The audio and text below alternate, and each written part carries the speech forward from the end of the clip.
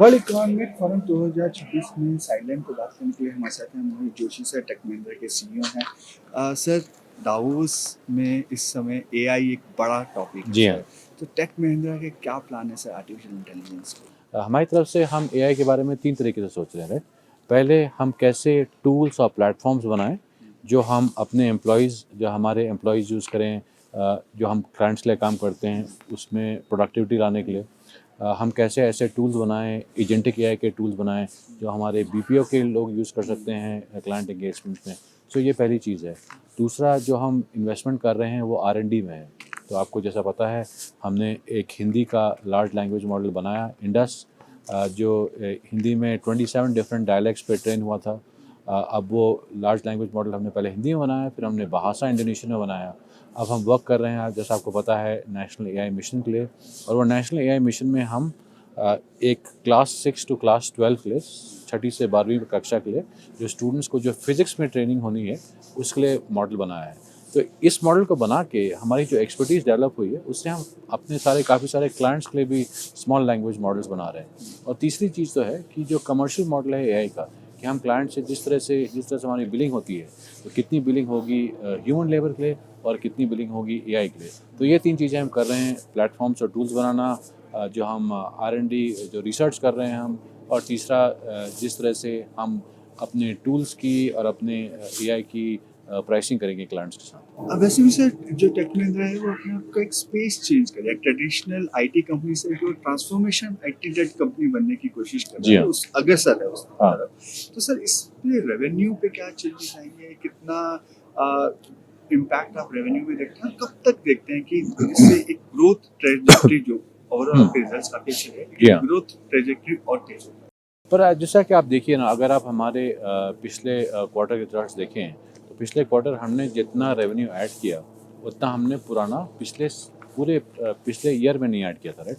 तो एक क्वार्टर में हमने इतना रेवेन्यू ऐड किया जो हमने पुराने फाइनेंशियल ईयर में टोटल ऐड किया था। और ग्रोथ भी काफ़ी अच्छी रही, थोड़ी तेज़ी आई उसमें। और मैं जैसा सोचता हूँ कि जैसे कि हम 2026 को देखते हैं, तो जो हमारे क्लाइंट्स की जो स्पेंड है, राइट, वो अपने सिस्टम्स को मॉडर्नाइज कर रहे हैं, वो जो डेटा में अपना इन्वेस्टमेंट्स कर रहे हैं, उससे और थोड़ी तेज़ी आएगी इंडस्ट्री में। कई मार्केट्स हैं जो काफ़ी अच्छा कर रही हैं। हमारी यूरोप में बहुत बढ़ोतरी हुई है, 11% ईयर ऑन ईयर ग्रोथ हुई है हमारी, और यूरोप में, मिडल ईस्ट में काफ़ी ग्रोथ दिख रही है। तो सर, जो एआई को लेके एक रिस्क बना हुआ है, क्योंकि जी आप हाँ। एक तरीके के आईटी लीडर हैं जी सर, हाँ। आपसे समझना चाहेंगे कितना स्किलिंग पे सर इसका इम्पैक्ट आप आते हुए देखते हैं, या आपको लगता है कि जब ये एंटरप्राइजेस में एआई यूज होने लगेगा तो ये एक्चुअल पिक्चर बाहर निकल के रहेगी? हाँ, तो मुझे लगता है कि देखिए, स्किलिंग तो बहुत इंपॉर्टेंट है, राइट? बिकॉज जैसे मैंने आपको कहा था कि हमारा बहुत फोकस है कि हम ये कैसे टूल्स और प्लेटफॉर्म्स बनाएं, जिससे कि हमारे एम्प्लॉय यूज़ कर पाएँ इसको क्लाइंट एंगेजमेंट्स में।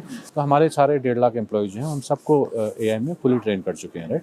और उसमें ऑब्वियसली 1.5 लाख एम्प्लॉयज़ में कुछ लोग बहुत हाई लेवल पे ट्रेन हुए हैं, जैसे कि जो लार्ज लैंग्वेज मॉडल बना रहे हैं हिंदी का, वो बहुत हाई लेवल पे ट्रेन हुए, और कुछ लोग जो ऑपरेटर का काम कर रहे हैं, उनको बेसिक टूल्स की हमने ट्रेनिंग दी है। अब ऐसा है कि मेरे ख्याल से अभी जो आईटी की स्पेंडिंग है, वो ओवर टाइम बढ़ेगी, बिकॉज सारा फोकस हर कंपनी का एआई पे ही है। आज सारा फोकस हर कंपनी का टेक्नोलॉजी पे ही है। तो उससे जैसे स्पेंडिंग बढ़ेगी, तो जो एक्सपर्टीज़ है हमारी, वेदर वो टेलीकॉम में है, या वो बैंकिंग में है, या वो मैन्युफैक्चरिंग में है, वो एक्सपर्टीज़ बहुत काम आएगी, बिकॉज जो उनके एग्जिस्टिंग सिस्टम्स को उनको सुधारना है, उनको नया बनाना है, उसमें जो एक्सपर्टीज़ है हमारी, उसका काफ़ी काम आएगा। अच्छा, जिस तरीके की जियोपॉलिटिकल कंडीशंस हैं, जी एक हाँ। तरफ टैरिफ है, हालांकि अभी सर सर्विस सेक्टर पे इतना इम्पैक्ट नहीं आ रहा है, लेकिन जी धीरे हाँ। धीरे सर उस पर भी इम्पैक्ट हम देखेंगे। हाँ सर। स्पिल ओवर इम्पैक्ट तो हम उस पर हाँ। भी आता हुआ देखेंगे। हाँ तो सर। आपको लग रहा है कि सर, जो आईटी स्पेंड्स हैं या जो मेजर मार्केट्स हैं जैसे यूएस है, यूरोप है, जी हाँ। इस जी पे हाँ। एक बड़ा इम्पैक्ट आईटी स्पेंडिंग को भी देखने को मिलेगा? तो ऐसा है कि थोड़ा बहुत तो हमने इम्पैक्ट देखा ही है। हमने पहले भी अर्निंग्स कॉल में कहा है, फॉर इंस्टेंस जो ऑटो बिजनेस है अमेरिका में, उस पर थोड़ा इम्पैक्ट आया है, बिकॉज क्लाइंट्स की जो स्पेंडिंग है वो थोड़ी स्लो हुई है। बट हमारा जो बिज़नेस है ना, वो जिस तरह से डिस्ट्रीब्यूटेड है, वो काफ़ी अच्छी तरह से डिस्ट्रीब्यूटेड है, कि हमारा 50% हमारा रेवेन्यू आता है अमेरिका से, 25% हमारा आता है यूरोप से, 25% आता है इंडिया, मिडल ईस्ट, अफ्रीका और एशिया पैसिफिक से। तो हमारी एक कंट्री पे इतनी डिपेंडेंस नहीं है, राइट? तो इससे हमारा थोड़ा काम आसान हो जाता है।